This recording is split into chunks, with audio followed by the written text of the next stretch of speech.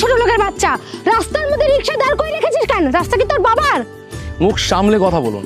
এই রাস্তাটা যেমন আমার বাবার না, তেমনি রাস্তাটা আপনার বাবারও না। এই ছোট লোকের সাহস কত! ওর সাহস দেখে তো আমি অবাক হচ্ছি। আমার মুখে মুখে তর্ক করিস। উচিত কথা বলতে আমি একদম ভয় পাই না। তোর কারণে যে আমার গাড়ির ক্ষতি হলো, সে ক্ষতিপূরণটা কে দিবে শুনি?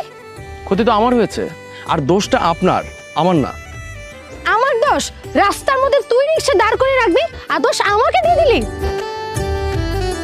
শোন, এটা কি তোর রিকশার গ্যারেজ পেয়েছিস? না, এটা আমার রিকশার গ্যারেজ না। আমার রিকশাটা নষ্ট হয়ে গেছে, তাই আমি রাস্তার সাইডে দাঁড়িয়ে রিকশা ঠিক করতেছিলাম।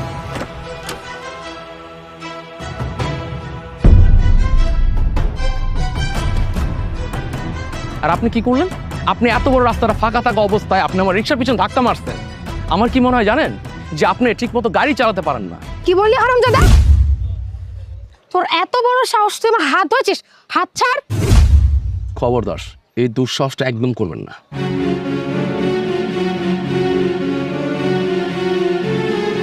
আপনি কি ভাবছেন যে আমি সামান্য রিকশাওয়ালা বলে আপনি আমাকে চর মারবেন আর আমি আমার গালটা আগে বাড়িয়ে দিব? একদম না। আমি রিকশাওয়ালা হতে পারি, কিন্তু আমার একটা আত্মসম্মান বোধ আছে।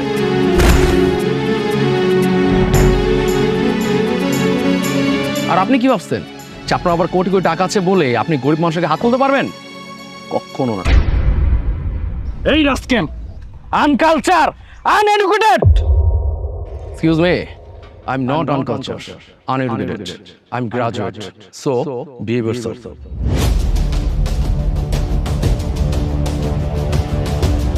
রিক্সাওয়ালার মুখে আবার ইংরেজি? বাহ! জান শোনো, এইসব ছোট লোক রিক্সাওয়ালাদের সাথে না তোমার কথা বলা একদমই মানায় না। শোনো, এখান থেকে চলো, আমরা চলে যাই।